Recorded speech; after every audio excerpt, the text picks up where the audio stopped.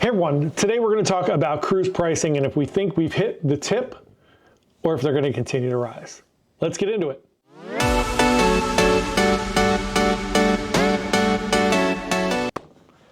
Hey everyone, Johnny from Byte Size Cruises. Welcome back to the channel. Today we're talking all things cruise pricing.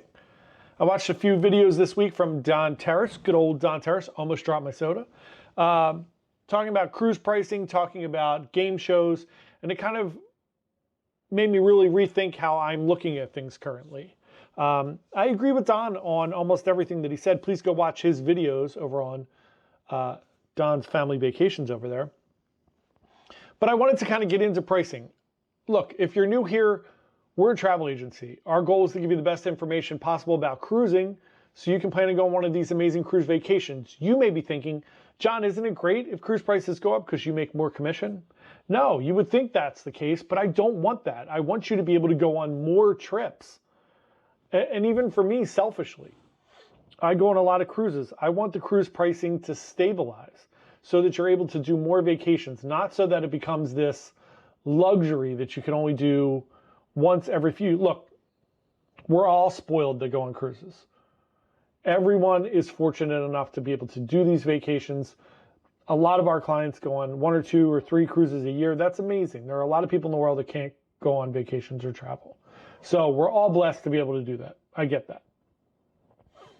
But the higher these cruise prices go, it really reduces the amount of trips you can take, which I don't like and I don't want. I want people to be able to enjoy it and go on more vacations. The problems that are arising here are so many that it's really hard to kind of adjust. We have the coming out of the pandemic, right, where the prices dropped drastically. So then we knew there was going to be a correction there, back to the norm. We thought we would get back to where cruise prices were in like 2018, 2019. Where I still think it was super value-based to be able to travel on a cruise. And you were getting great service. 2 times a day you were getting your room cleaned. You saw your service people all the time. You saw your room steward all the time. You talked to them. They were having, no issues around the rooms because there was multiple people that you would interact with. They had helpers and they only had about 10 rooms or so to clean. Now they have 30. Our gratuities were lower. Now they're through the roof, right? That's a whole nother conversation that we have over and over again. Why are our gratuities going up and our services are going down?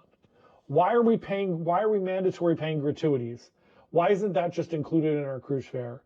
And then we could tip on great service, right? All these things that we debate all the time. Why are they getting rid of Broadway shows and bringing in game shows that are just thinly veiled cash grabs, right? Well, there's a lot of issues there. There's a lot of things to consider. One, the cruise lines are mostly public companies. They have shareholders, they have stocks. They're trying to make money for those shareholders. They're paying their CEOs millions and millions of dollars.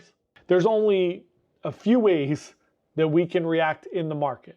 And one of them is to not spend our money, which is not happening right now.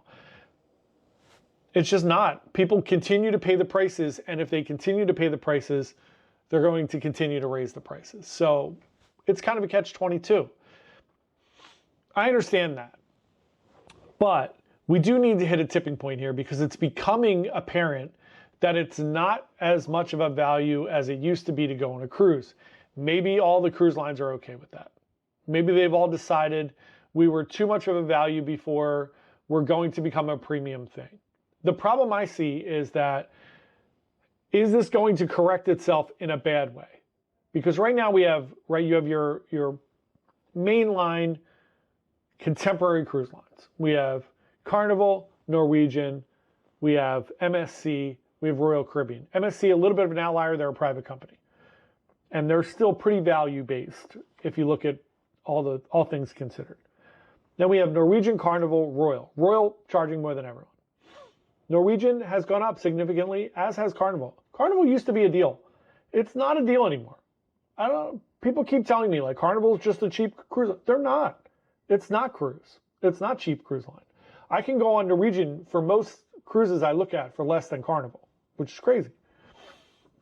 So when we look at that, here's the problem. Princess, Celebrity, all of those cruise lines that are right in that like next tier up, less kids, a little more of an older crowd, a little bit more kind of elevated service level. You can go on those for less than some of the other ones on a big chunk of cruises. You can go on Celebrity for less than you can go on like Icon, Legend, Star, any of the new cruise ships.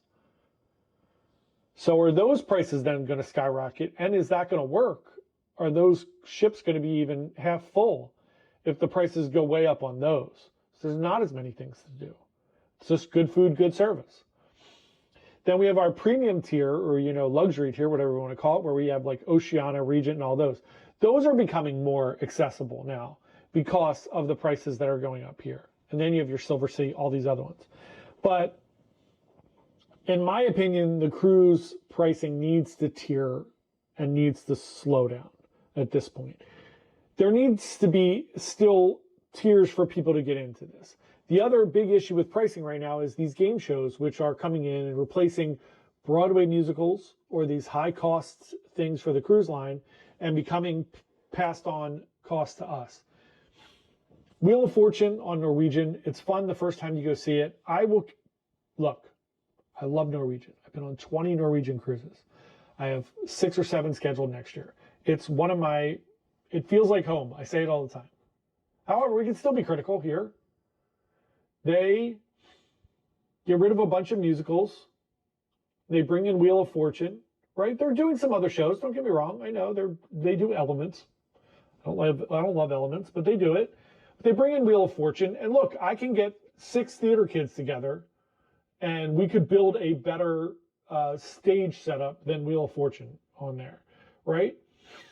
Then everyone who wants to play Wheel of Fortune, sure, you can go in and just watch Wheel of Fortune, but everyone that goes in there and wants to play has to pay $25, $50, whatever it is, to get the chance to get called up on stage or to win a prize. Those prizes aren't great. And if you win up on stage, you're still not winning a car or anything, right? Now, I will give Norwegian credit. Price is Right on Prima and them. It looks amazing. They have all the setup, all these fun things you can do. You get called down. I love it. You're still paying to play. Deal or No Deal, they do it several nights on the cruise. Everybody's paying to play that. Bingo. Pay to play. Everything's a cash grab.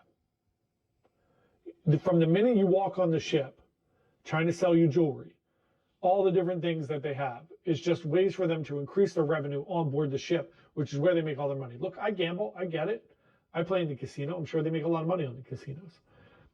But it's getting to a point where it's very alarming, and it's very noticeable to everyone that goes on a cruise that it's not just your cruise fare. You have your cruise fare. Then you have your drink packages. Then you have dining packages. Then you have all these other things. And then by the time you get off the ship, you're like, oh no, I spent 10 grand. It's not a $4,000 vacation. We have excursions. We have beach clubs. We have, private things you can do on all these islands. All of the things that I love.